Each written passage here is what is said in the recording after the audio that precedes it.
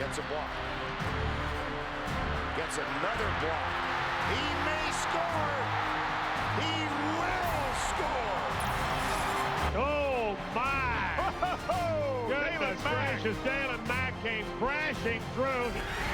Caught. Ricky Seals-Jones.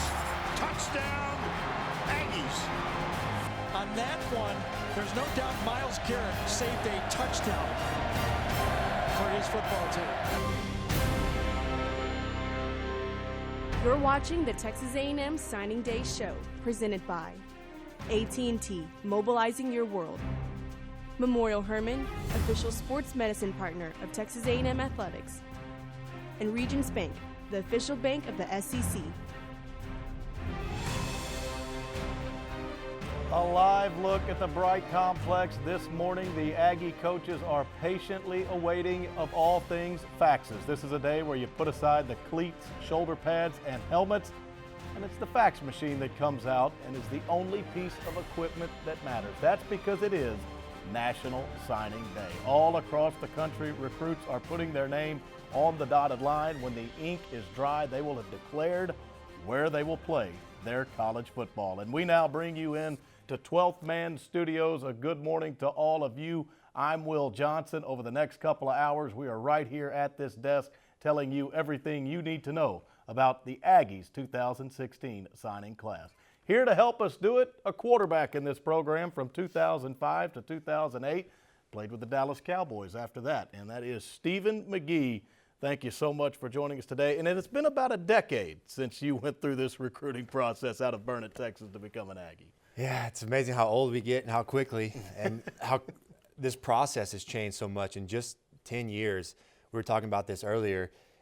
This hype and drama and the coverage of recruiting has gotten to be a big, big deal, covered nationally. Fans get into this. Of course, it's an exciting day for coaches trying to figure out who's going to come and who's not going to come. So they're sitting by the fax machine like we saw earlier. A lot going on today and a lot to cover. Yeah, and just so you know, on this show, we will break it to you when a young man is officially a part of the Texas A&M signing class. That can only happen when their national letter of intent is faxed in and then approved by our compliance office here at Texas A&M. And Stephen, it's such a process. It's not like Texas A&M called these guys who are going to sign a couple of weeks ago. Relationships in recruiting have been building for years to get these high school kids to this day. Yeah, you think about all the time that they spend. These coaches are on the road trying to get to know these recruits and get to know their families and invest time in them just to have a chance for these guys to consider their school come today. And so these recruits on the other side are going to the universities and meeting the coaches and flying across the country. And so there's a lot that goes into it. Certainly a lot of relationships, a lot of time. These guys have been dreaming about this day since they were little kids, to have the opportunity to sign their name on a dotted line to play for an incredible school like Texas A&M. And so it's really the culmination of a lot of hard work by a lot of people. And so it's a really, really exciting time for a lot of people. Think about Texas A&M right now. Coming off an 8-4 campaign, then in the postseason, the Music City Bowl, they lost to Louisville to finish 8-5. Your quick impressions of the 2015 Texas A&M team, because that's kind of where we stand right now as we look forward to the future. Well, I think the thing that jumps out about this team is the amount of talent. And you got guys all over the field, and you're starting to see more and more depth. And I think that's what recruiting is all about, is filling in these holes. Guys move on and graduate. Then the next crop has to come in and fill the legacy, so to speak. And so I think the thing that you want to see is that continued development. Guys get older, and the guys that come up behind them competing with those guys. But the talent level at number 2 and number 3 is very important in the SEC. And so that's what I'm excited about. These continue to have good recruiting classes under Kevin Sumlin, is building that good depth. Yeah, depth is so key. Kevin Sumlin says it all the time. Most people want to talk about the SEC as a line of scrimmage league. Kevin Sumlin adds to that. He says it's a line of scrimmage and depth league. You need bodies to play in the Southeastern Conference. So that leads me to needs. You hear that in recruiting all the time. Coming out of 2015, getting ready to start spring ball in 2016. What do you kind of pinpoint as those needs for Texas A&M? Well, of course, leave it to a quarterback to say their number one need this year is filling the holes at quarterback. Got to get some more guys in there. A lot going on in that situation, some moving parts certainly, and I think that they've done that and addressed that immediately. So that's the number one step and number one goal in my opinion. And I think defensively, building depth like we talked about, whether it's at the linebacker position or corners. Certainly, we know that Billy Chavis wants to play man-to-man defense, and having guys that can cover and be on the island and cover really good receivers like Laquan Treadwell at Ole Miss, man-to-man is a challenge. And so building depth there certainly. And then Myles Garrett isn't going to be here forever. And so having that next great pass rusher is key too. Yeah, certainly is. And later on, we'll have our coordinators on the show. Noel Mazzoni, his first year as the OC, he's going to join us at the desk. John Chavis as well, Kevin Sumlin later. Stephen McGee's going to sit down with Christian Kirk and Myles Garrett as well. But you mentioned quarterback there. We did see Jake Ubenak start the bowl game against Louisville. We'll talk about Trevor Knight later because he's an addition to this program. Maybe not a part of this signing class, but he's a new quarterback in this program.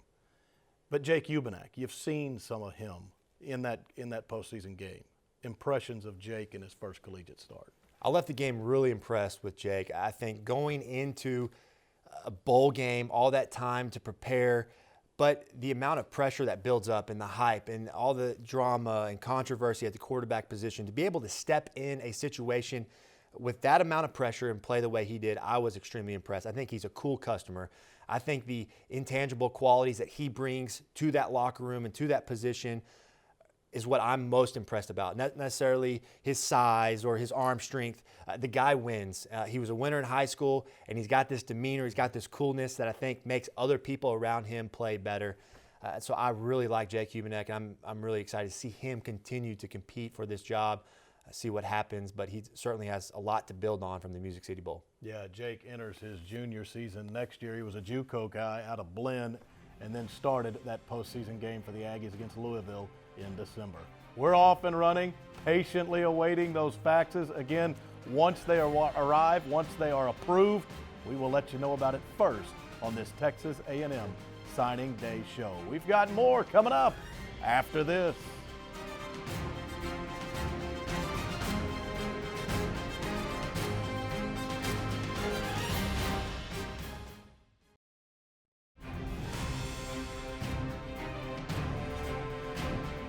Back in 12-man studios in the south end zone of Kyle Field, National Signing Day. Will Johnson and Stephen McGee with you. Again, when those faxes roll in, we will tell you first when they are officially a part of the 2016 Texas A&M signing class. Now, that is already the case for 3 of them. We call them early enrollees, and this is actually what you were, Stephen. You necessarily didn't have a big signing day. You were an early enrollee to Texas A&M. And there's 3 of them in this class that we will go through right now. One of them's a kicker in Braden Mann. Then you've got Colton Prater and Travion Williams. We'll run their highlights. But the first guy being a kicker, not all that easy for you to talk about. A quarterback doesn't necessarily like to see a guy like Braden Mann out there too much because Braden Mann can both kick and punt coming out of Cy-Fair High School. Yeah, it pains me to have to talk about a kicker or punter ever. But certainly we graduate both our kicker and our punter, and this is a huge need for us. So being able to come in and compete early is going to be a big deal for this guy, getting comfortable. Obviously he has a strong leg, yes, but let's not forget about the importance of having a good punter and a good kicker.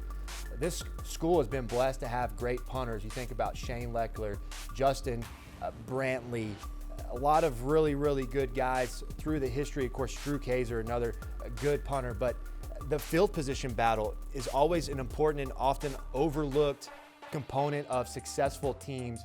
Being able to pin teams inside that 20-yard line is very important. And of course, making field goal kicks.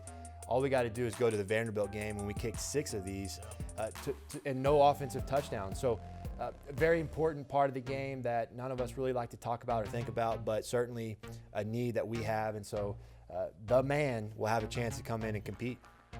Yeah, Braden Mann, certainly a nice addition out of Cy-Fair High School where he played for an Aggie. Ed Pajowski was his head coach. Up next, early enrollee on the offensive line, Bossier City, Louisiana, where he went to Airline High School. He was coached by Bo Meeks there. It's Colton Prater, and I know this is a guy you like on the O-line. Well, everybody's got to have their favorite guy of the recruiting class, and this is certainly mine. Quarterbacks love their big uglies up front, and Colton Prater out of Louisiana, I nicknamed him the finisher.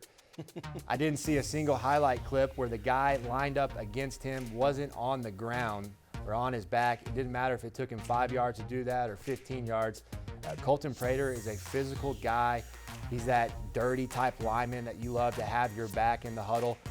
I'm excited about Colton Prater. Obviously, he was in a run-based offense, so he didn't get a lot of time in the passing game, but he's got the physical size and ability, I think, to come in and compete and be a good player for us. Colton Prater got offers out of the SEC from both schools from the Magnolia State, Ole Miss, and Mississippi State. He'll be blocking for Travion Williams, Houston C.E. King, his high school where he played for his head coach Don Price. Running back offer list included Oklahoma and Texas.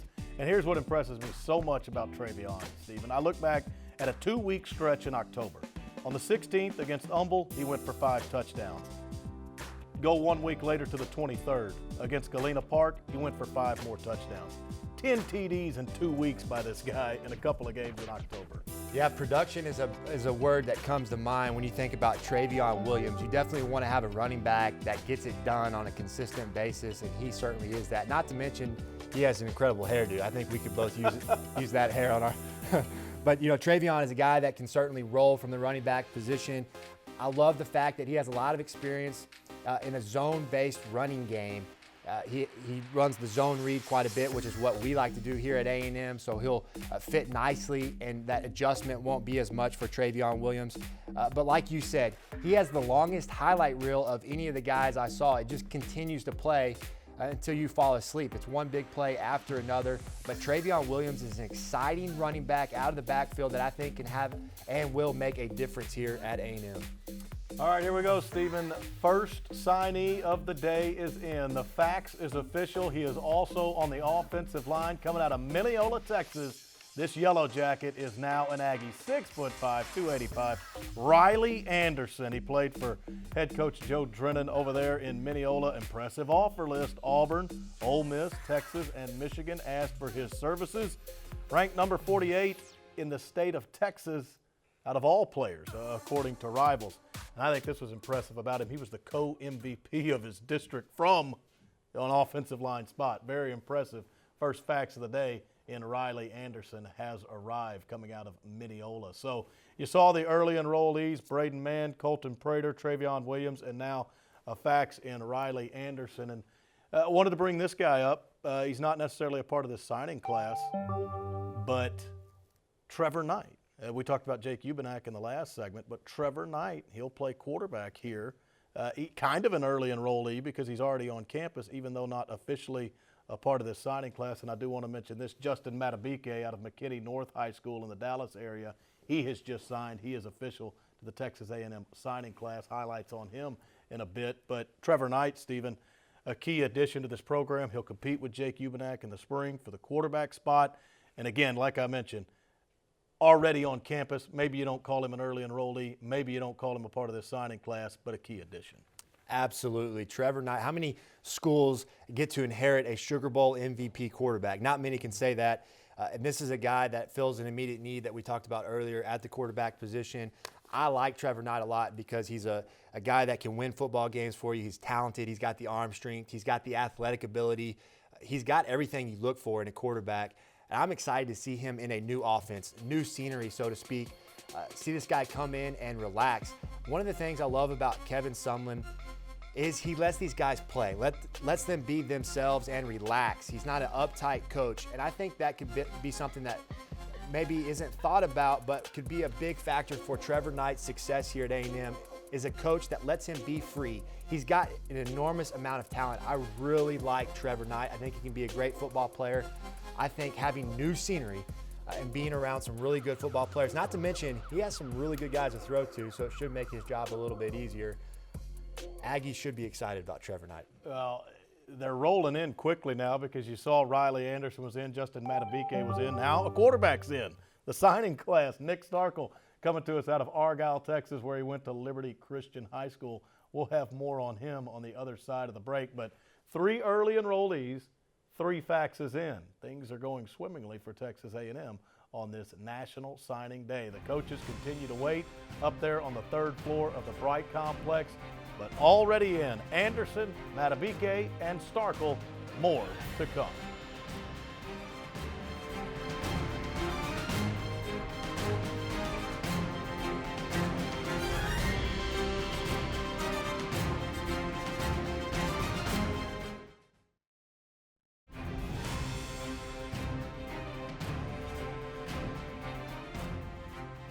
Hope the ink and toner are in abundance and the reams of paper are ready, because the faxes are flying in already as Texas A&M signs them up in 2016. Will Johnson, Stephen McGee coming to you from 12th Man Studios in the south end zone of Kyle Field. Just behind us, they're up in the Bright Complex.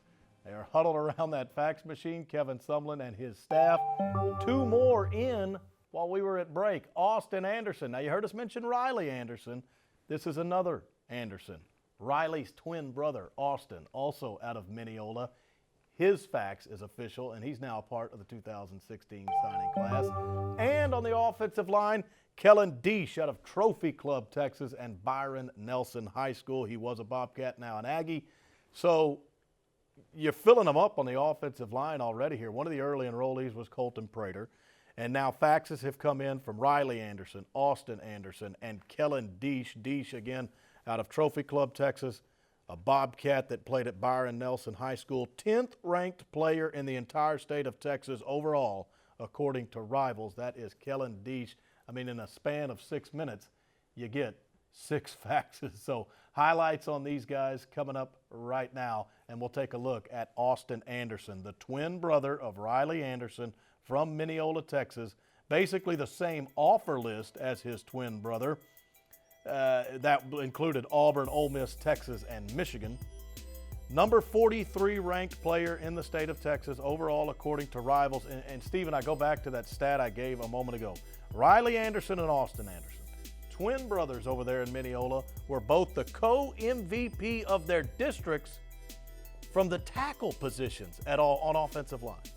Yeah, been around football for quite a number of years, and that was a first for me. I've never heard of offensive linemen getting awards or MVPs, but these guys are impressive to me. Number one, I want to point out Riley Anderson is a 3.9 GPA, number 11 in his class. Those are the kind of guys I like to have in my program, certainly because they stay eligible, and that's important. But you want guys that are good people and that know how to take care of business in the classroom as well. These Anderson twins are going to be a great addition for this offensive line. I think they bring a lot of ability and talent to build on. So is Kellen Deesh. Like I said, 10th ranked player in the state of Texas according to Rivals. He was first team All-District 5-6A at tackle. Head coach over there at Byron Nelson High School in the Dallas area was Brian Polk. He comes to the Aggies. And here's where you start to talk about one of those higher rated players in Kellen Deesh.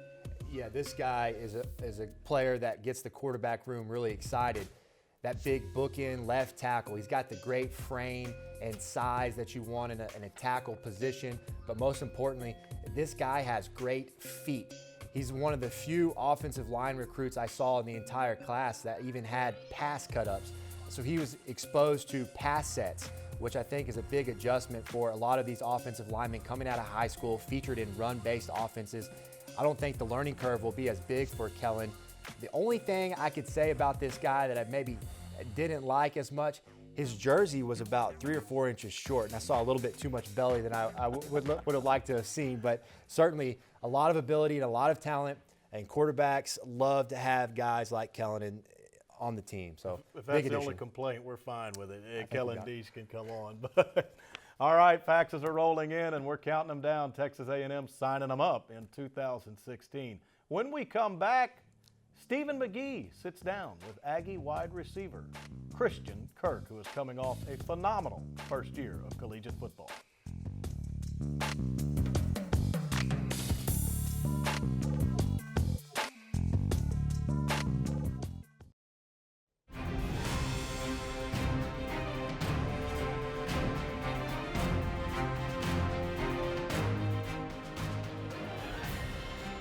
Welcome back. Christian Kirk left the Valley of the Sun after high school. yet remained in the spotlight during his freshman season of college football. In his first year at Texas A&M, he was simply dynamic and electric as a wide receiver and return specialist. He recently sat down with Stephen McGee and gave his first interview as an Aggie. That conversation is presented to you by AT&T. Kirk has got a shot at this one at the 21. 40, midfield, Christian Kirk, one guy to beat, and he's not going to get it. Touchdown, A&M. So you popped onto the scene in a big way and became an Aggie fan, one of the Aggie fans' favorite players because of the way you perform as a football player, obviously. But I think one of the most underappreciated things about your game is your work ethic. Everybody talks about your desire to get better, the amount of time you spend in these facilities watching game tape. And that's not necessarily true with guys that are successful as you have been. They don't necessarily have that work ethic. What is it about you that brings about that drive, that passion for football? Yeah, I think I think it was just I was blessed with the ability to keep telling myself that's not good enough. I haven't been able to recall a time where I've looked at film or watched a game where I was like, man, I played amazing. That's flawless. It's always like, yeah, that's a good play, but I could have done this better. I could have done that better. I'm always looking at different guys. They did this. Why am I not doing that? What do I need to improve? What do I need to do that? So, and that was instilled in me, when I was young. My dad was in the military, and my parents just always, they've always taught me to work for everything that I want in life. But, just, coming along and, every day it's just like there's always something going on in my head that I should be working on or that I need to do to, better myself and get my game going, because each year I just want to get better, and it's just the drive to be the best that keeps me going. You were a highly recruited guy a year ago, and you fast forward now, you have a year under your belt. But what's different than a lot of guys is you've had a lot of success. Not many guys come in as a freshman, especially at an SEC school, and do the things you were able to do on the field. What is your message to these guys that are about to sign at A&M that'll arrive like you did to be able to have the success that you did? Yeah, well, obviously, number one, it comes with a lot of hard work. You can't just come in here and be lackadaisical and think you're going to do the same things that you did in high school and have success. But I would say the number one thing for me, especially going, out of state from being from Arizona, I was looking for a place where I was comfortable, and I always knew I wanted to play in the SEC. And, the SEC is the best conference in college football, and if you want to be the best, you got to compete against the best, and everybody knows that. So, that was one of the main reasons why I came to A&M too. But, going back to, being comfortable, going far away from home, that's not easy. It's a different culture out here, something I had to adjust to. But these guys, really brought me in, and they were just brothers to me, from the get-go. And that was the main thing I was looking for during recruiting, because I knew that if I were to go to a different place and not be comfortable, then there would be so many other things going on in my mind other than focus on football, and I didn't want that. So if I could give those guys any advice, it'd be to pick the place where you're comfortable. I mean, there's so many other things that can attract you, but if you're around guys that you just love going to work with every day, then it's as easy as that. Yep. All right. A little lighter side. I think if you were to poll the Aggie fans out there, you probably have or would be up there in the tops of the best hairdo on the team. If not the best, they would classify it maybe as unique. Yeah. When you go to the barbershop, what I'm old school now. Yeah. You don't even know who I am. So now that haircut, what is that called? Well, at first, at the beginning of the season, it was just, it actually goes back to high school. I just got lazy one year and just let my hair grow. I never had my hair long like this. I hated it when it was long. I just let it grow. And then people were like, you should just cut a mohawk for playoffs, cut a mohawk. So I was like, all right, I'll get a mohawk. And then I kind of liked it. So then it was like every time football season comes around, I grow my hair out and to get a mohawk. So at the beginning of the season, it was a mohawk. And then it turned to like a faux hawk. And then now it's just like, my barber back home just calls it the C. Kirk special. So he does what he does to it. It looks like a mohawk, but it got a little twist to it. It's unique to me. So I think there's going to be a few Aggie moms out there that are regretting this interview because they're going to have little boys. They're going to have the Seakirk special come next fall. I like it. Well, man, good luck. Wish you the best for Appreciate 2016 and look forward to more great things out there. Thank you. Yep. In 2015, Christian Kirk surpassed the 1,000-yard mark as far as receiving, making him just the second Aggie in history to do so. The other one, Mike Evans. That's pretty good company. We're back in just a moment.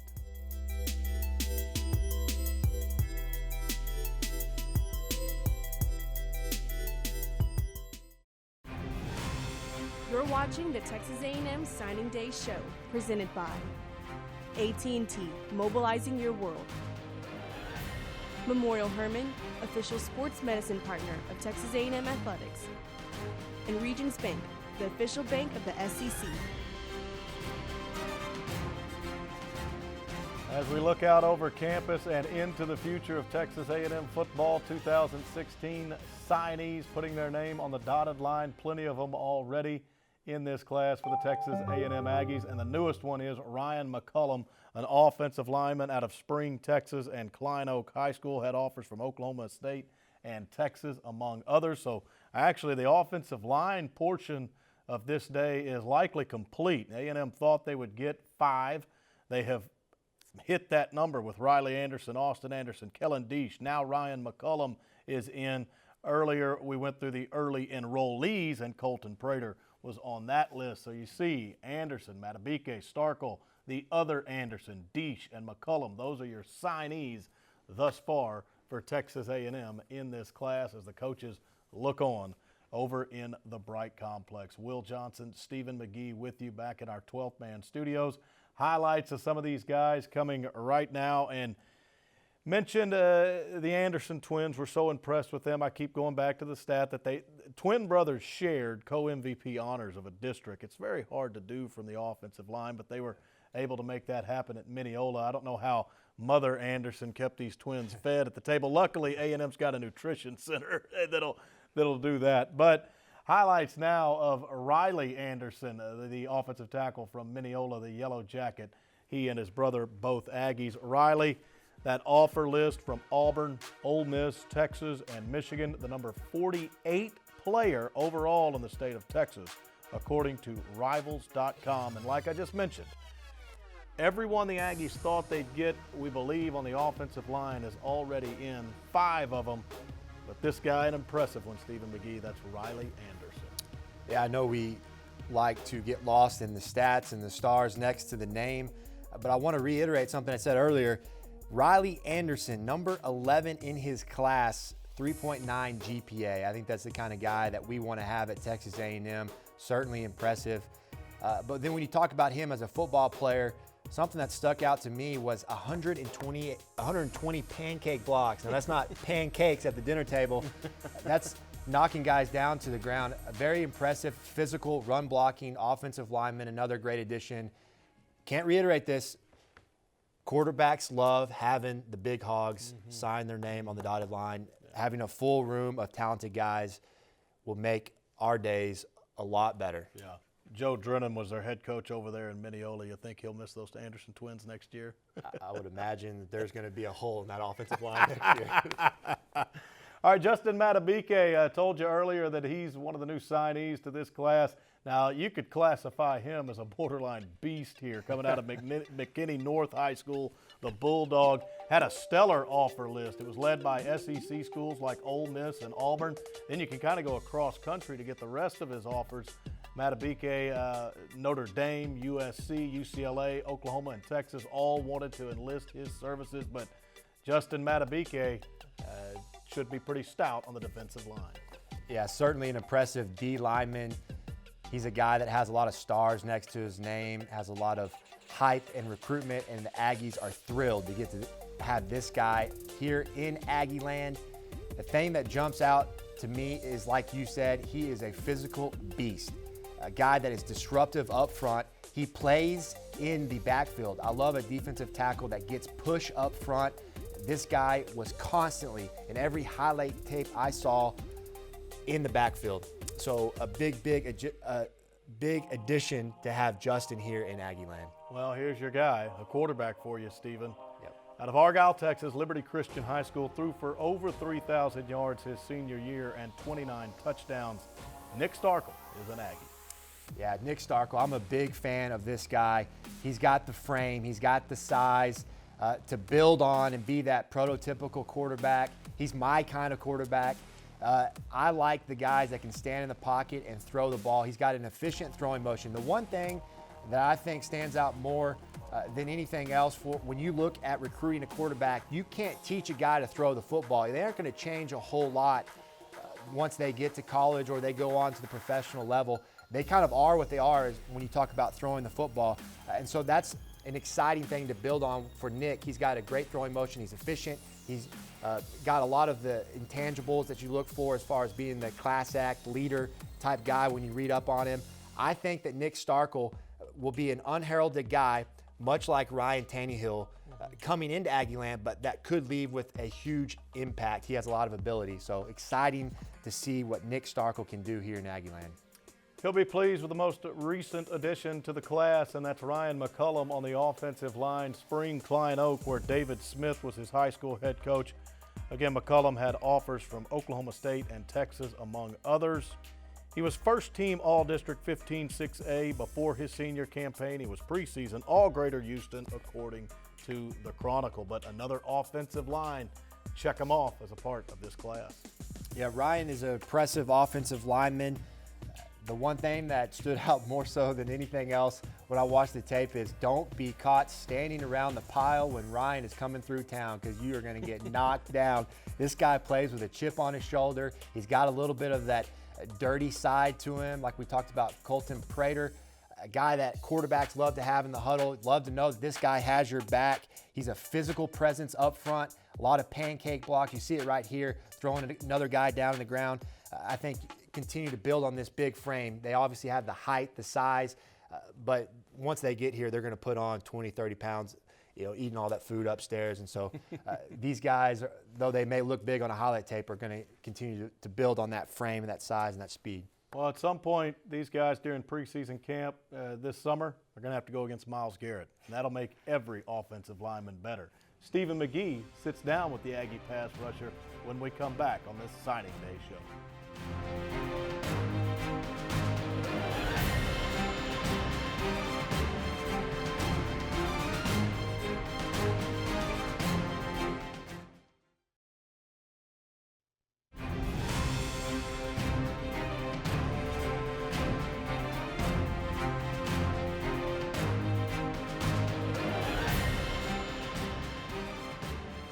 There's a lot to Myles Garrett.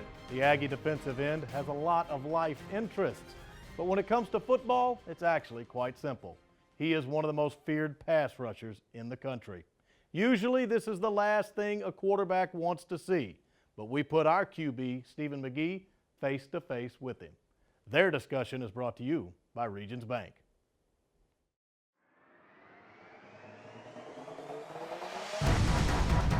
Guess who? Myles Garrett. 50. Yeah. Everywhere. It's just, and it's not, you can't make it up. I mean, he just happens to be in the play almost every single play. How does a guy like you, when everybody's singing your praises, all the press clippings that come with being Myles Garrett, how do you stay focused and hungry to get better?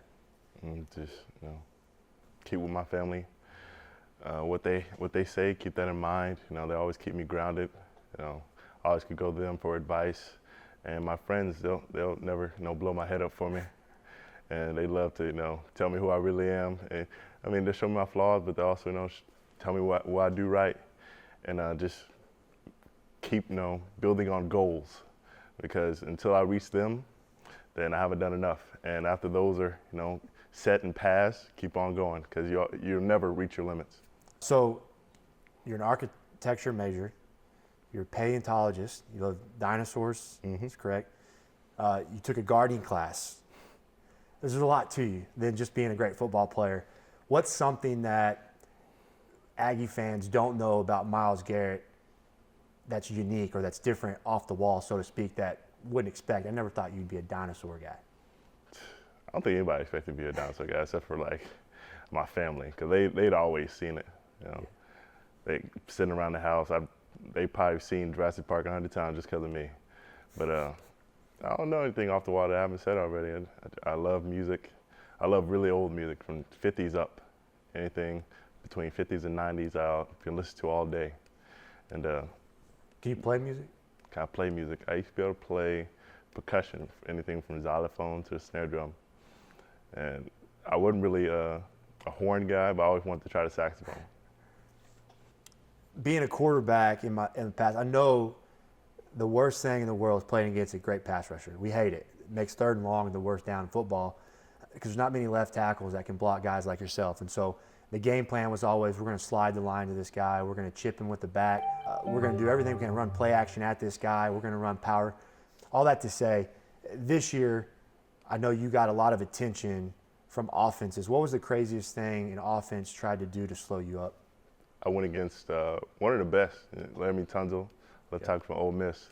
And I think the first real pass play they had a tight end, him. They both, blocked down on me. And he had me on the left and the tight end had me on the right. And I shrugged the tight end off, and then another halfback comes. And so I spin, and then the guard comes and hits me from the left. So they just threw everything at me. So you get John Chavis this year. Defense has gotten a lot better. What is John Chavis like in one sentence? Passionate. He really, just loves, being around us and teaching us to be not just better players, but better men. And he's going to make you grow.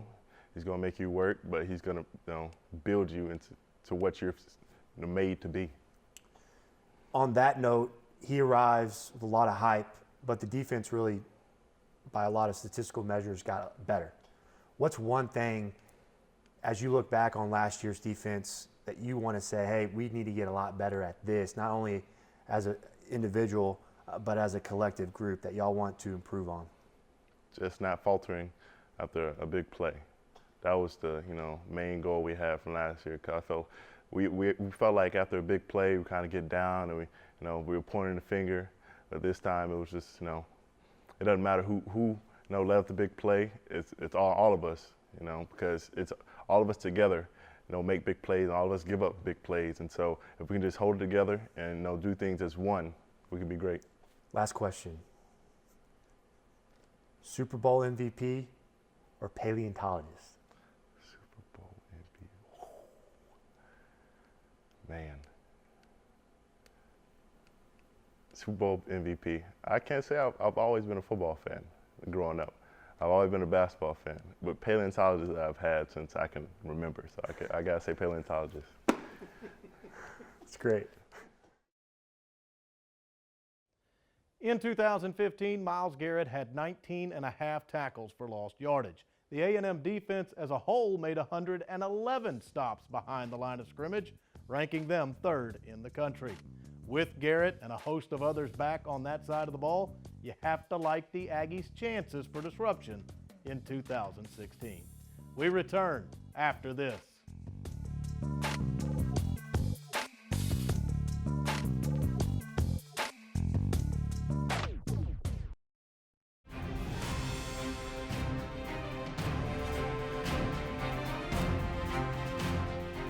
Welcome back. Our signing day show continues. The latest facts that rolled in was from Rakeem Boyd, a running back out of Houston, Texas, and Stratford High School, was once a Spartan, now an Aggie.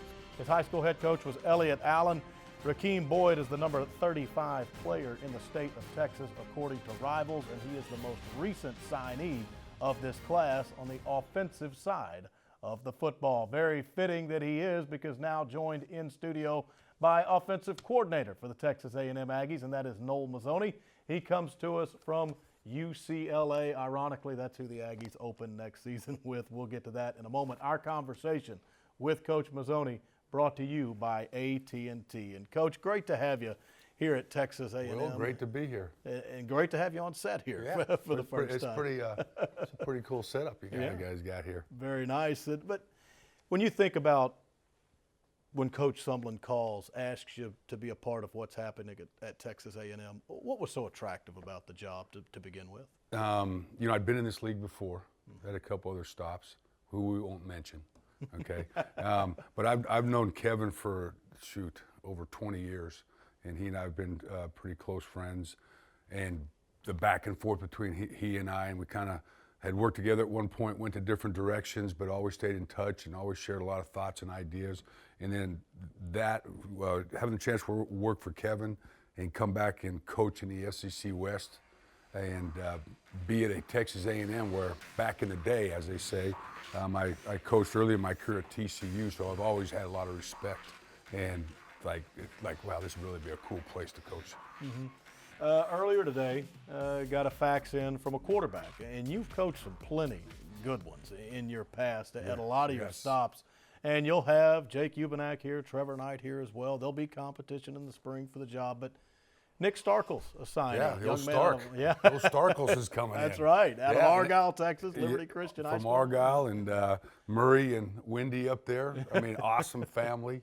And one of the things, other than him being a really good quarterback, I like his height.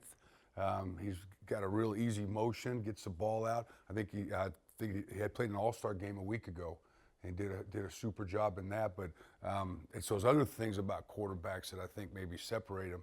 And I like what Nick has, as they say, the quote intangibles, his personality, his leadership, you know, his intelligence, all those type of things. So I'm fired up about old Nick coming in. Yeah, this just in, Moses Reynolds' fax is now approved by our compliance office.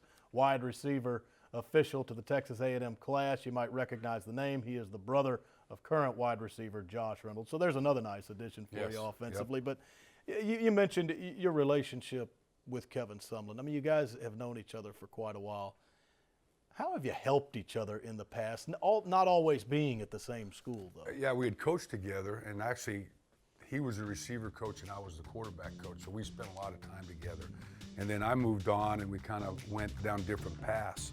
And even though he's an old linebacker, I mean, Summy is really knows his offense. Mm-hmm. And actually, through the years, he and I have done like one-back clinics together, and we've always shared ideas and talked offensively about things. And actually, a few years back, he's probably one of the main reasons. And he's probably one of the first ones with all the tempo stuff. Yeah. And a lot of his ideas and philosophies I got from Summy, from Coach Sumlin. So that was really intriguing to me to come and now be able to, him and I work together on this whole thing at a place like Texas A&M. Mm-hmm. Not talking playbook here, but maybe some philosophies, some staples, some must-haves for guys to be successful in your offense. Big, strong offensive line, real fast receivers, a tough running back, and a great quarterback. And I'm a heck of a football coach. You give me those things, right? Well, you got 5 offensive linemen in already in this side. You give me those things, and I'm a pretty good play caller, right? But it's no, it's like, you know, there's a lot of different styles of offense. We're an offense that, you know, we want to be known for a couple of things, and one is to be physical. All right, be a tough group, play fast. All right, and you know, my whole thing is, hey, let's put the ball in our playmakers' hands in space. All right, and I think you always have to be able to run the football. I've always believed in that. I think 3 out of the last 4 years, I've had the leading rusher in the Pac-12. So I've always been in places where we can run the football, but we're also going to spread it out and have some fun and play fast. Kind of the same question, but with one individual, that quarterback. Like I said, you've coached many good ones in your past. What are the characteristics of that great quarterback that they have to lead your offense? Yeah, I mean, I've been lucky enough, and it's because I've been lucky enough to coach these kids that has given me a little bit of insight, you know, from the Phillip Rivers to Brock Osweiler's and Jason Campbell and Brett Hundley's, and then this last year, Josh Rosen at UCLA. And you know, the giving of the abilities, right? I mean, you got to be able to throw the football. That's probably a good start, you know, to be a good quarterback. But all those guys have where their common denominator kind of, in my eyes, where their common denominator is they're all very passionate guys about the position. And I don't think you can be good at anything without some passion. And they want to be great. They've got passion. They're obviously driven kids. All right, and so all of them had different styles. All of them had some different strengths and different weaknesses. But the one thing that they all had in common was that enthusiasm for the game, and that's what I like to have in my guys. Guys are just out there and just having fun, playing hard. Finally, like I said, September 3rd, the openers against the UCLA Bruins. Wait, who? Will that morning have a little bit of a different feel to it? See, I forgot to look at the schedule when I took the job. I didn't know that. No. No, I tell you, Coach Mora and those guys are very, very good friends of mine, and I had a great 4 years with them. Had a chance to set a lot of school records here offensively with that offensive staff. But this is kind of the nature of coaching. You take opportunities, and a lot of times you get a lineup across the field from your best friends. And so I'm really excited about that and getting a chance to play them in front of 105,000 out here at Kyle. Good to have you at A&M. Thanks for Will. joining us. You bet. Noel Mazzoni, offensive coordinator on Kevin Sumlin's staff. He and the Aggies signing them up on this day, and we continue to keep you up to date. More after this.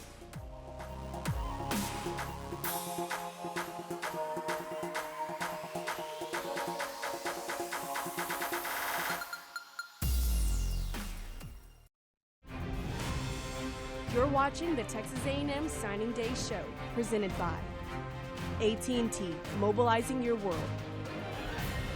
Memorial Hermann, official sports medicine partner of Texas A&M Athletics. And Regions Bank, the official bank of the SEC. The list continues to grow. A moment ago, 2 more faxes came in. One of them was from a linebacker out of the state of Tennessee, and that's Tyrell Dodson. Comes out of Franklin, Tennessee, where he was a Centennial High School Cougar. Offer list shows 3 from the SEC, Arkansas being one of those. A couple of Big Ten schools offered, 1 from the Pac-12. So a nice list there for Tyrell Dodson, and now he joins the Aggies. His fax is in and approved on the defensive side of the football. Also coming in as a wide receiver, Courtney Davis. This is a recent approved NLI. Courtney is out of Houston, Texas, Langham Creek High School, where he played for the Lobos and head coach Todd Thompson. 52 catches a year ago for 960 yards. That is 18 yards per catch. So we continue to roll along, and we continue with our coordinators on the defensive side of the ball. We've got John Chavis with us right here in studio. Our conversation with him presented to you by Regions Bank. And Coach, a busy day, a special day. Thanks for taking the time with us. Oh, no problem. Always good to be a part of the Aggie Network. Certainly is. And defensively, 2015, I think statistically there was some great improvement with what we saw in comparison to 2014. How'd you feel about the strides made on your side of the ball? Well, there were some things that we felt really good about, and then there's some things that we got to improve. And, it's not hard to identify those issues, and that's what we've been kind of doing in between recruiting. We've been sitting down studying our cut-ups, and it's amazing, even though you go through it during the season, when you go back over it, you get a different view of what you had. And, the thing that I was really excited about is the effort that our players played with. It was great. They bought into, playing hard, playing fast, and doing those things. We just got to become more technique sound and understanding the scheme. And that's going to happen the second year through.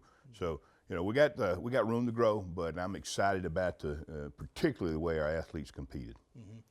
You mentioned the room to grow and being more sound technique-wise. I think the only statistic the Aggie defense didn't necessarily improve on was run defense.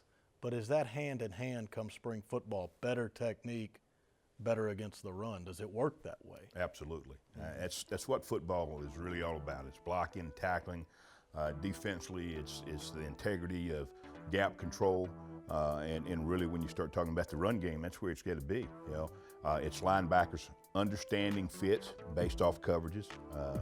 You may play the same front, but you may have a different fit based on where you're inserting a safety. So, it's understanding the gap principles and being able to maintain gap integrity. Mm-hmm. I think back to a game in 2015 against Alabama. You guys registered 15 tackles for lost yardage. 14 were against run plays and a Heisman Trophy winner in Derrick Henry. That day, I mean, the Aggies looked rough. They looked physical. I mean, did you see glimpses of this team being a real SEC defense in 2015? There's no question, and certainly, you know, and this is you know, if you say, hey, take away 3 plays or 4 plays, you know, we win the football game.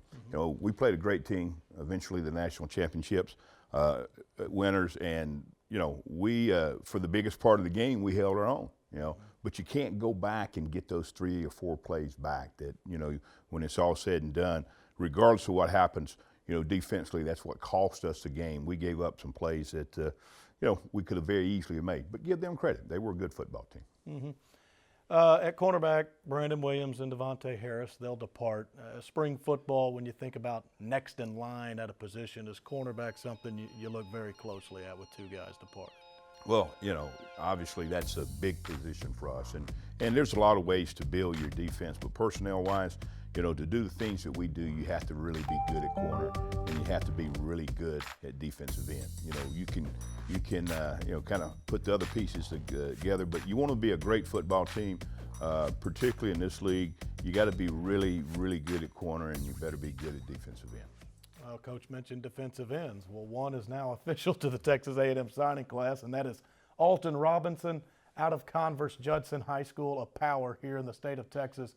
Alton wants a Rocket. He'll join this class. Alabama offered him. So did Michigan and Texas. But I want to go back to a guy that we just mentioned at the start of this who signed, and that was Tyrell Dodson out of Franklin, Tennessee. You get a good defender from a state that you played football in and you coached in. When you think about future recruiting efforts, is Tennessee a spot that maybe you want to get into a little bit? Well, you know, certainly we're going to recruit Texas from inside out, and you know, there's a lot of players here. If we have the opportunity to go in Tennessee and or other states to recruit a guy that fits our system, that will be one of the top guys on the board at that position, absolutely. I think, you know, Texas A&M brand, you know, is a brand that you can go anywhere in the country and recruit. You know, kids get excited about it. It's a great place to play college football. Matter of fact, it's the best venue in college football. You know, no question. So there's a lot of reasons that we'll go outside of the state, but we're going to recruit the state first. We're going to take care of our home state, and then if we can go get someone that is at the top of the board at their position, then absolutely. Yeah. Finally, Coach, just hearing you talk about Texas A&M in your first year here, it felt like you built up a great affection for this school in not a lot of time. Would that be an accurate statement about you? Absolutely. And let me say this, there was a little bit of that even before I got here, because I had so much respect for the Texas A&M fans. I think it's a great fan base. And I use the word classy. I mean, you know, they really, really classy fans that support this program. They know football, you know, and obviously when you look at Texas A&M, the big thing that was so intriguing was you look at it and you say, hey, there's a chance to go there, win big. And when I say win big, we're talking about building a championship program, and we're putting the blocks on it every day, and that's what today's all about. So yeah, there's no doubt. My wife loves Texas. She loves College Station. It fits us to a T. Certainly good to have you here on this show today. A happy signing day to you. Thanks for the time, Coach Chavis. Thank you. All right, John Chavis, our defensive coordinator, joining us right here on this signing day show. A new one came in while we were talking to Coach Kendrick Rogers from Frankston, Texas, a wide receiver. We'll talk about him in a bit.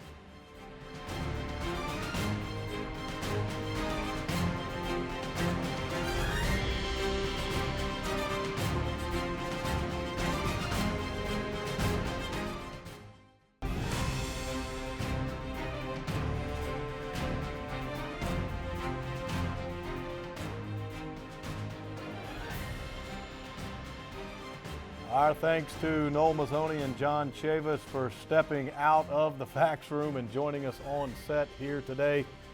Continued faxes rolling along. The most recent, Rakeem Boyd, Moses Reynolds, Tyrell Dodson, Courtney Davis, Alton Robinson, and Kendrick Rogers as well. They are now on the list as a part of this 2016 Texas A&M signing class. We will look at some highlights right now. Stephen McGee back with us in studio, and Rakeem Boyd is a running back that certainly I guess you could qualify him as showing explosiveness, and that's always a friend to anybody on offense. I'm sure Noel Mazzoni excited about the acquisition of Rakeem Boyd, the running back out of Houston, Texas, and Stratford High School. So going to run through some offensive players here, starting with Boyd, but we also got faxes from Moses Reynolds, Courtney Davis, and Kendrick Rogers. But Rakeem Boyd first, number 35 player in the state of Texas, according to Rivals. I was really impressed with Rakeem Boyd. I think it's good to point out that he comes from a football-proud high school, so he has the tradition of winning and playing fundamental, sound football. Rakeem Boyd is a guy that has good speed. He's a patient downhill runner. He was a one-cut-and-go type of player. I really liked his running style. The thing to note about their offense was they spent a lot of time in more of a pro style, if you will, where the quarterback was underneath center or in the pistol, like you see here with the running back lined up behind the quarterback. The only thing to note about this is the adjustment that he may have to incur coming to the spread offense and making his cuts and reads from 4 yards as opposed to 7 yards. And you think, well, man, 2.5 yards doesn't really make that big of a difference, but it does give you more time to see the cut and to see the hole. All that to say, though, this is a great prospect and a great running back, and I'm excited that Rakeem Boyd is a Texas A&M Aggie. Yeah, chose A&M over several offers that included at least one school from each of the Power 5 conferences, Michigan from the Big Ten, Arkansas in the SEC. Going to take a quick break from those offensive guys and tell you about Trayvon Fuller, because he is the newest fax that has been approved over in the Bright Complex. Trayvon Fuller is out of Athens, Texas. This Hornet was coached by Paul Essery and is a top 60 player in the state of Texas overall by Rivals. So Trayvon Fuller, the newest Aggie, 54 tackles and a couple of interceptions as a senior, 7 INTs as a junior. He was named to an all-state team of some kind after every year of varsity football as a sophomore, junior, and senior.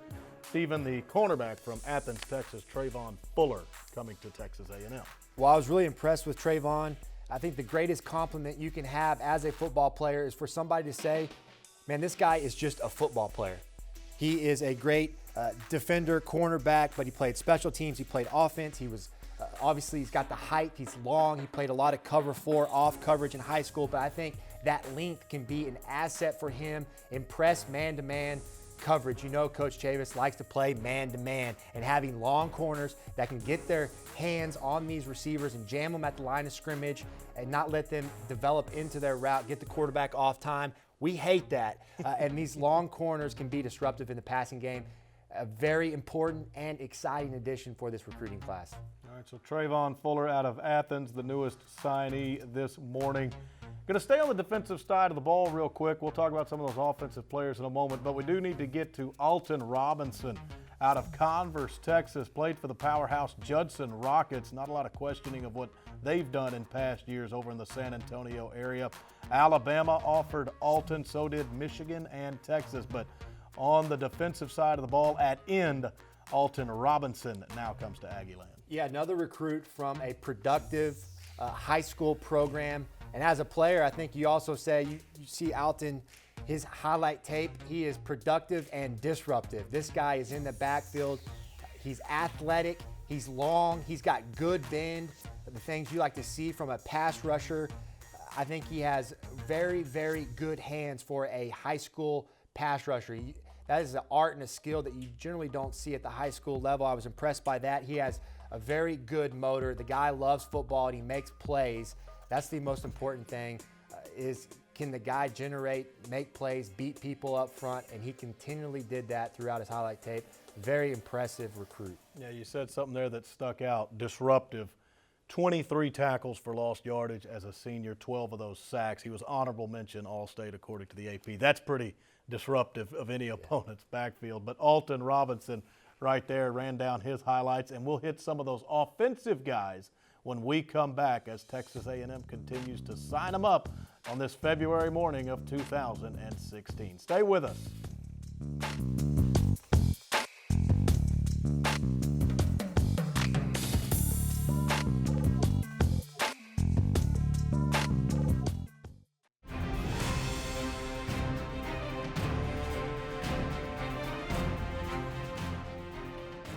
Beautiful morning in College Station, and 3 receivers are in as we speak. Moses Reynolds out of San Antonio and John Jay High School. Courtney Davis from Houston, Texas.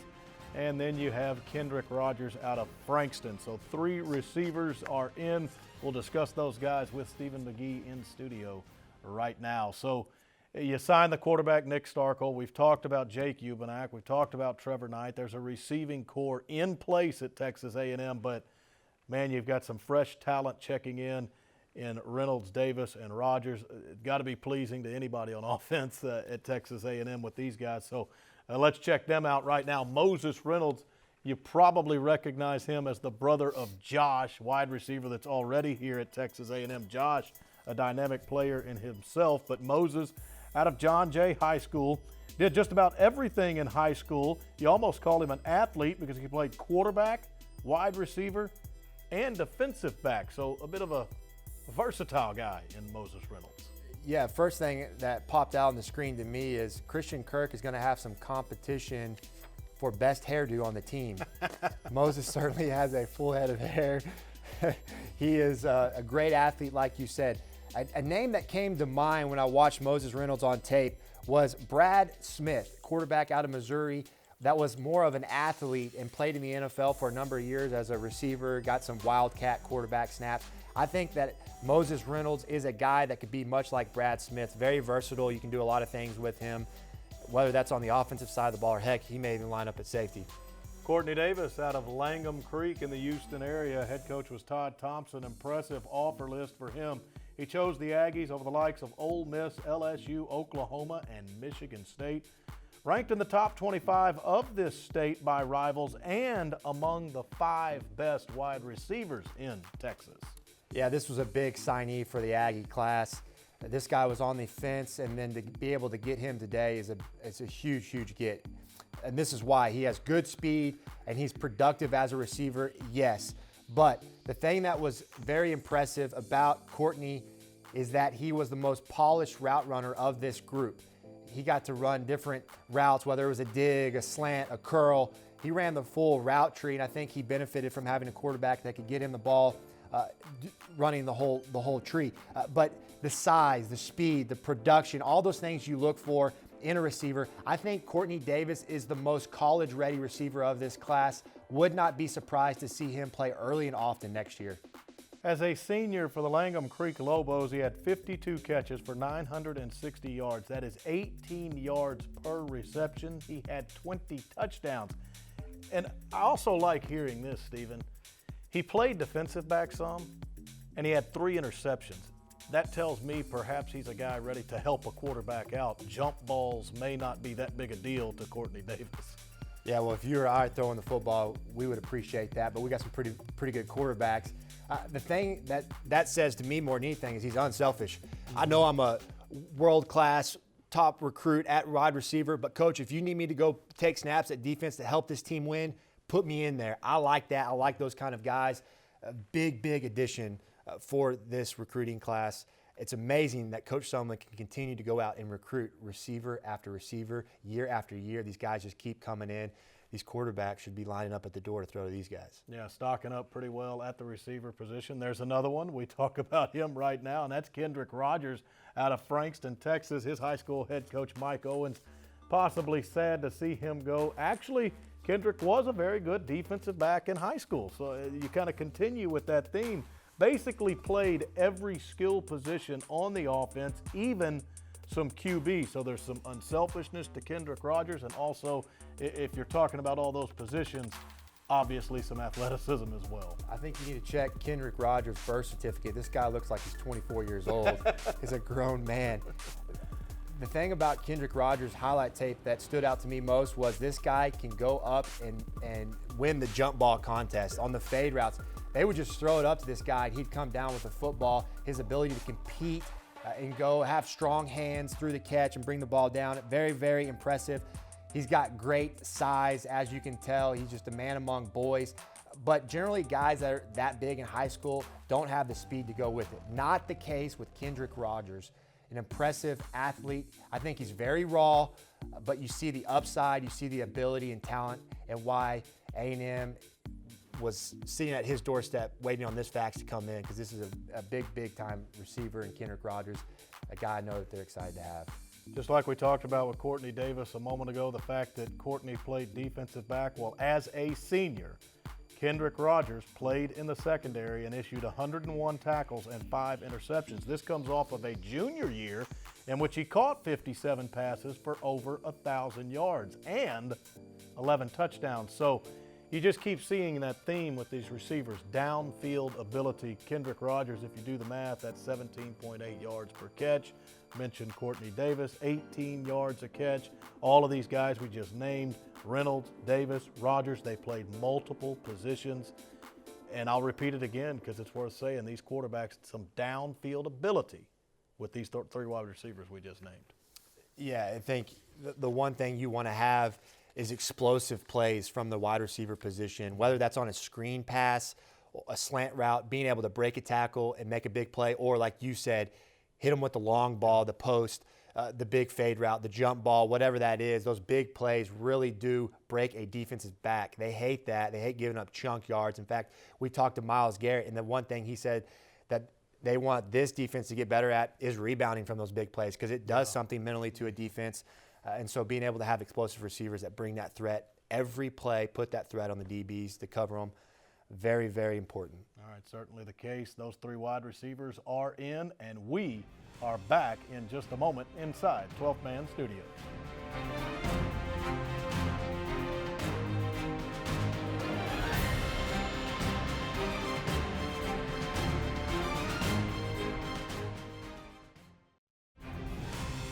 You're watching the Texas A&M Signing Day Show, presented by AT&T, mobilizing your world. Memorial Hermann, official sports medicine partner of Texas A&M Athletics. And Regions Bank, the official bank of the SEC. Welcome back to 12th Man Studios and the Texas A&M Signing Day Show. Life in the Southeastern Conference is anything but easy, and the 2016 schedule for the Aggies seems to have an extra degree of difficulty to it. We preview it right now. September 3rd, that's when the season begins at Kyle Field. Texas A&M plays host to UCLA. The Bruins in 2015 were 8-5. September 17th on the Plains, the Aggies start SEC play at Auburn.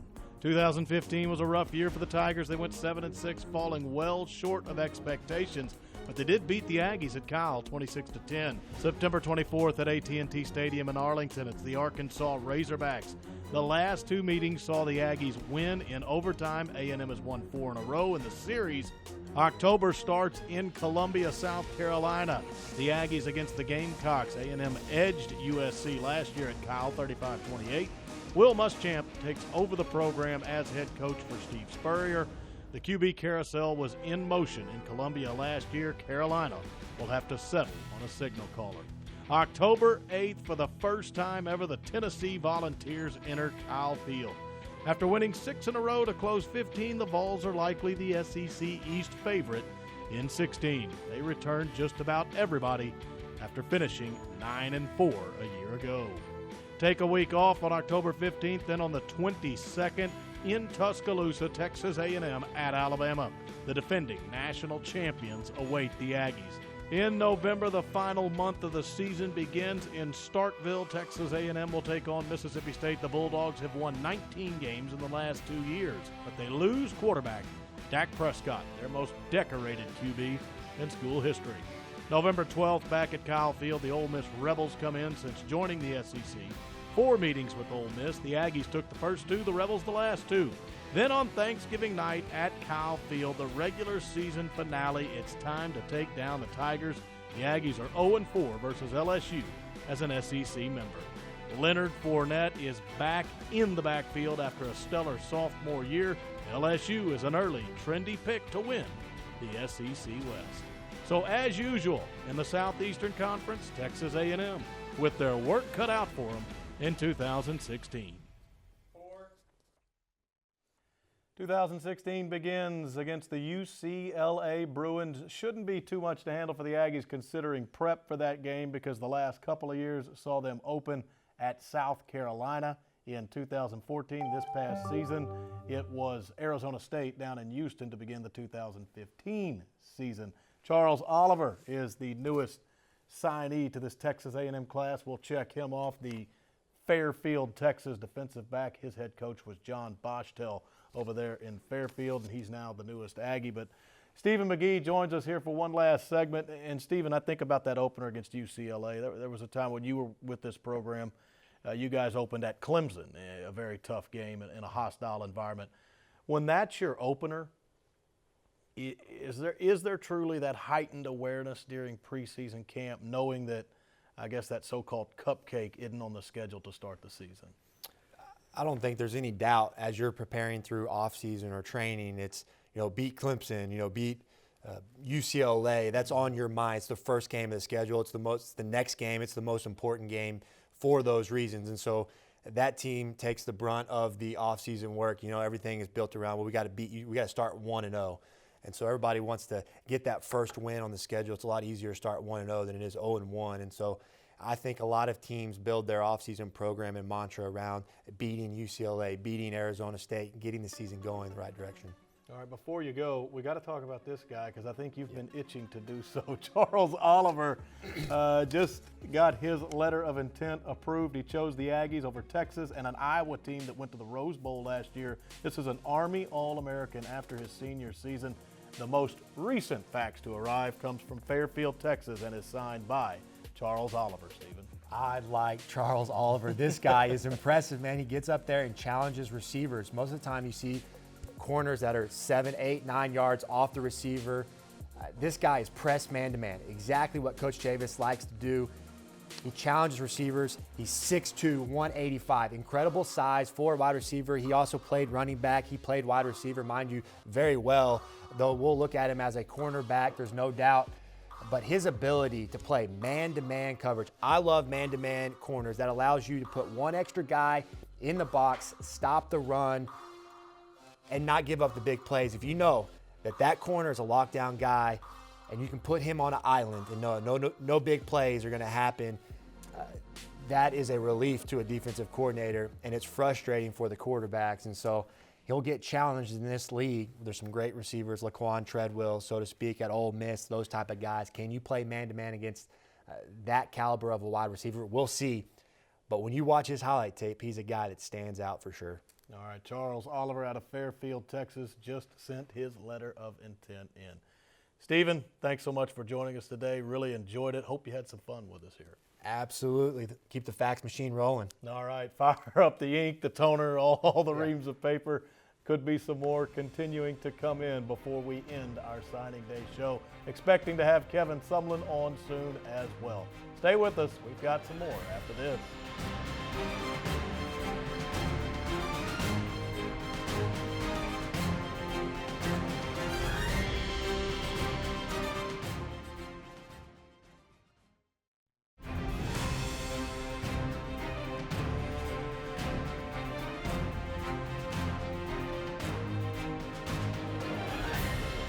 The new fax has just rolled in as you take a look at the Bright Complex, the third floor of it at least, and that new NLI that has been approved is that of Ikenna Okeke out of Smyrna, Tennessee, a safety.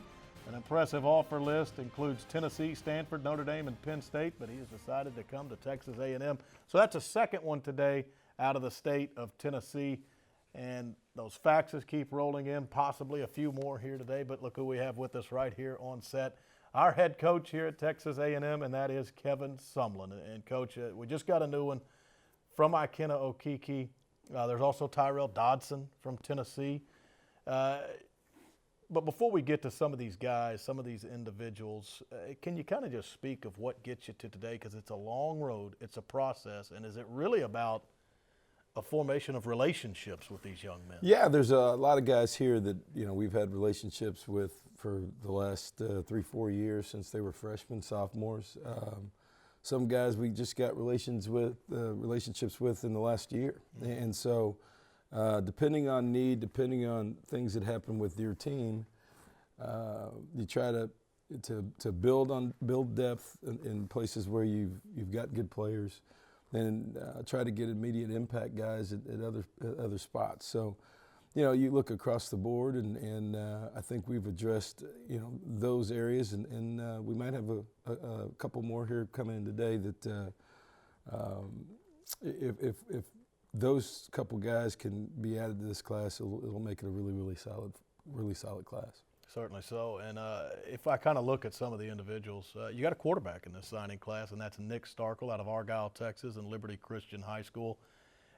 You got Jake Ubenak, Trevor Knight's on campus now, and when you think about spring ball, working those guys, what does Nick Starkel bring to the table? Well, Nick's an Elite 11 quarterback. You know, he was one of the top guys in the country, was committed, I think, to Oklahoma State for a while, and then reopened his recruitment.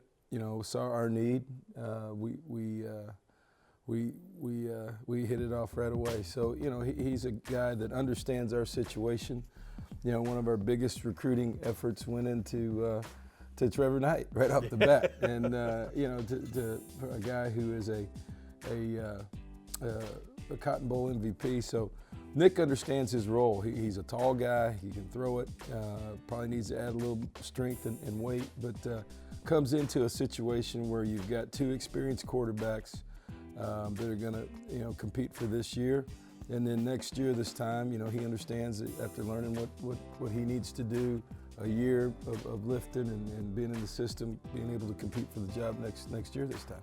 Yeah, all quarterbacks appreciate a stout offensive line, and I look at what you've signed here today. There's 5 of them. It's a we got enough group. of them, huh? Yeah, you got a starting 5 right there. Yeah, well, we needed to go out and get another group of guys, and they're very very versatile. You know, the Anderson twins. You know, one's probably a tackle, one's a guard.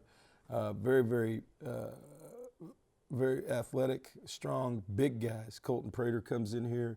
He's already here as a mid-year. I think he was around 6'4.5", 285, 290 when he walked through the door, and he's a center too. So, you know, he gives us a guy inside, Kellen Deesh.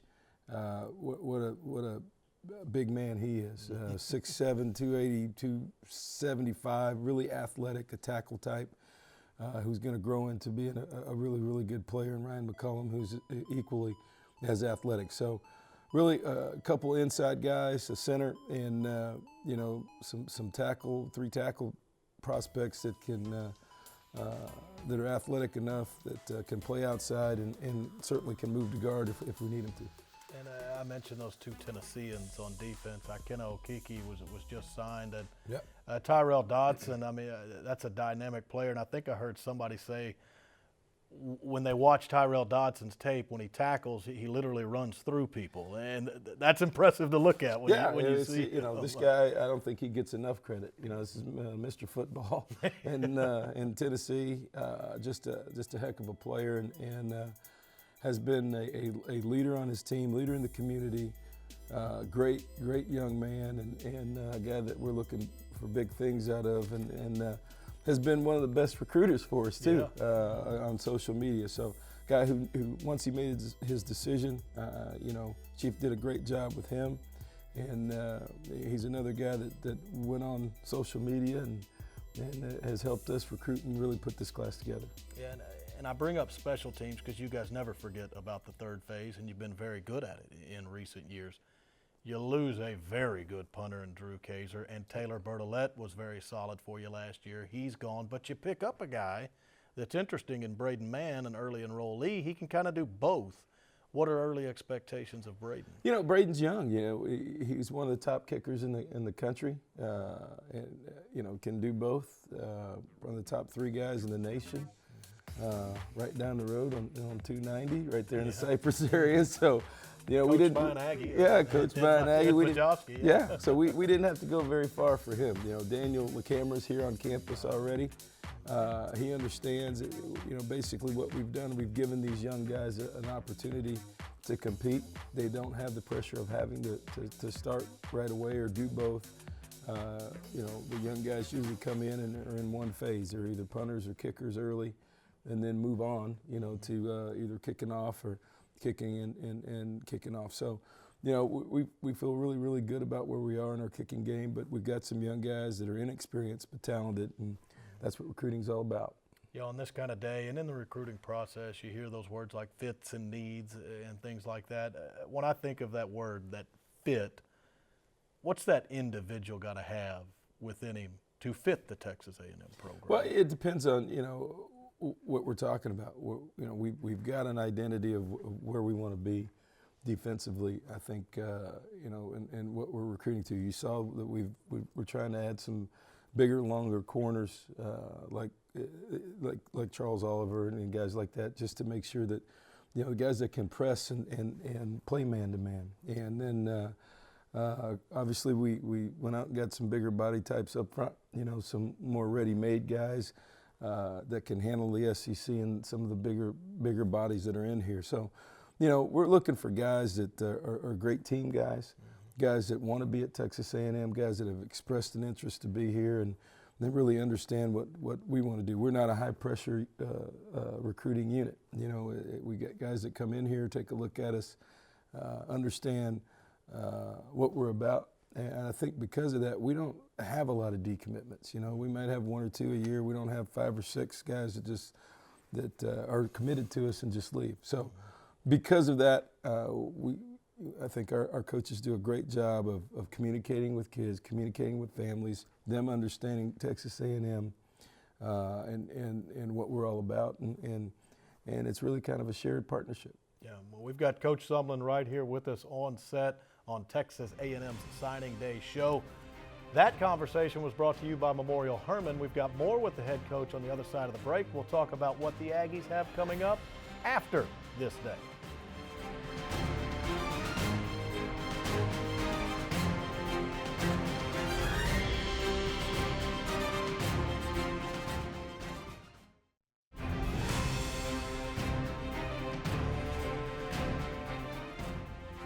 First Facts In was just after 7 o'clock today as Texas A&M signs them up for 2016. It was at 7:12 when we saw Riley Anderson come in, and it was Matabike Starkel.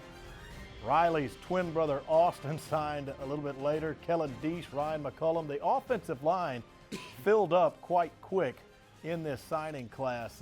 Anderson being the first out of Mineola, Texas, joined by his brother just about 4 minutes later. But most recent facts to come in was from the state of Tennessee, and it was that of Ikenna Okeke from Smyrna. Impressive offer list for him included Tennessee, Stanford, Notre Dame, and Penn State. According to Rivals, Ikenna Okeke was the number 6 player overall coming out of the state of Tennessee in 2016. We continue with Coach Sumlin. This conversation with him is presented by Pepsi, and we're going to begin with Ikenna Okeke. Mentioned, and we showed some highlights of Tyrell Dodson when we talked to you in that first segment, but another one from Tennessee. You go into the Volunteer State again and get this one, a safety. Just your thoughts on the young man that is the most recent facts to come in. Big safety, a guy that is really, really active, a guy that you know, can be a nickel type player for us, that not just a rangy guy from the middle of the field, but tackle, cover guy, has really good ball skills. As you see right here, he can do a lot of different things. You know, he played him on offense, can go get it. A guy that might grow into a guy that can move back and forth in and out of the box for us. Already 200 pounds, and as I said, you know, he's got tremendous range, a lot of ball skills, and a physical player too. Yeah, John Chavis was a player and coach in Tennessee, and he tapped into that region once more. That might have helped, huh? Yeah, no, he's got a reputation there, doesn't he? Coach Chavis did a great job in Tennessee with these guys. 2 excellent players, two fine young men, and obviously guys that body types that we need in this league. And he's the kind of player that you know, like we said, in our defense, a lot of times we'll play with 6 DBs, and he's a guy that you can cheat around, you know, in the back end and maybe get up towards the line of scrimmage. He's already 200 pounds and probably get to, you know, 220, something like that, 215, 220 by the time he's here, and who knows? Mm-hmm. I think about what you have coming up. On February 29th, you start spring ball, but this has got to make you smile a little bit. On April 9th, spring game, you get to have it for the first time in 3 years back inside. Yeah, no doubt. Yeah, no doubt. You know, it's been a couple 3 years without a spring game, and you know, we've been able to practice, but it's not been anything like having a spring game, getting our young guys out in front of the crowd. You know, our fans miss it. You know, our students miss it. It's kind of the beginning, really, of the kicking off spring, and you know, we've been fortunate the years before when we had it to have, you know, over 50,000 people there and national TV. So we'll see where we are this year. I think we'll have a nice crowd, and it'll be great to see our new guys play. Had John Chavis on earlier, and when you think about the defensive side of the ball, there's a couple departures at defensive line, a couple at corner, but you certainly have some guys that are capable to step in there. Is there excitement about the potential of the defense that you'll field in 2016? Oh, there's no doubt. There's no doubt. You know, we've got all 4 of our ends back. You know, our 2 inside senior defensive linemen left, but you know, certainly Dalen Mack and a number of guys, you know, Kingsley Kiki and Zakoven Henderson played a lot last year inside and made plays for us. So, you know, we've got a rotation inside there of guys who've played. We've got depth in the defensive front. Getting Otero Laka back, who was 240 yesterday, which is big for him. Him having the year off to kind of get settled, get ready to go. Sean Washington, a year in the weight room. Those 3 freshman linebackers that played for us last year, special teams and a lot of different things with Richard Moore in another year. So, you know, across the board, you know, you only mentioned those 3 safeties back there that run around and do everything for us. So, you know, we'll be fine. And Nick Harvey played a lot last year at corner, rotated a lot of snaps with Brandon Williams at corner. We've got to find another corner, and we'll go play, but that's what recruiting was for. And so we've got a lot of experience, a lot of depth on defense, and another year in that defense. You know, we ought to keep improving, and we made great strides last year. We also ran through the 2016 schedule earlier on this show, and this is something that I marvel at. When you think about the SEC West, they went 13-2 against the SEC East. They went 10-2 against a Power 5 non-conference foe. If you do the math, the SEC West was 23-4 against any Power 5 team that was not in the division. For the guys that sign up today, for the guys that are in your program, I mean, is an absolute must within their character, just the relishing of competition. There's no doubt, whether it's a player, a coach, anybody. So, you know, that's where we are, and that's why you sign up to play at Texas A&M and play in the SEC. You know, it's great every Saturday, and you're facing great talent with fans who have a lot of passion, and like you'll see today, the recruiting, everything is at the highest level in this league, and the competition is at the highest level in this league, and it's something that you've got to relish, you got to enjoy, and it's not for everybody, but for those who want to be a part of playing at the highest level, without a doubt, you know, those statistics back it up. Real quickly before you go, we got a minute left before we wrap this up. When do you pop in a little UCLA game tape? Is it too soon for that? Well, I don't know. It's some days I'm not sure that we're not watching it since Noel's here. So we're already watching a little bit of it, but you know, we'll see. We've got to work on us. You know, we've got a couple quarterbacks that we're going to go through the spring, as we talked about with Jake and Trevor, and then really get our lines solidified. Like to come out of spring football with our offensive line solidified, and you know, our receiving core is offensively is back, and develop for the first time. We'll have 5 running backs really for spring football since we've been here, and really quality guys, and so you know, we'll have some firepower. We just got to make sure we can get the right 11 guys on the field working together, and with a new system, and you know, that's going to be fun, and it'll be a great challenge for our guys, and to be in a new system, get those guys going, and as we just talked about against the defense, it's going to be experienced, and we'll probably be able to tell where we are after about 3 weeks of spring football. All right, Coach, we enjoyed the show. Thank you so much for your time. All right, appreciate it. Thank you. Kevin Sumlin, our head coach, wraps us up. Day started at about 7 o'clock. First facts rolled in, and the latest one was from Tennessee and Ikena Okeke, possibly more to come. So long, everybody, from 12th Man Studios.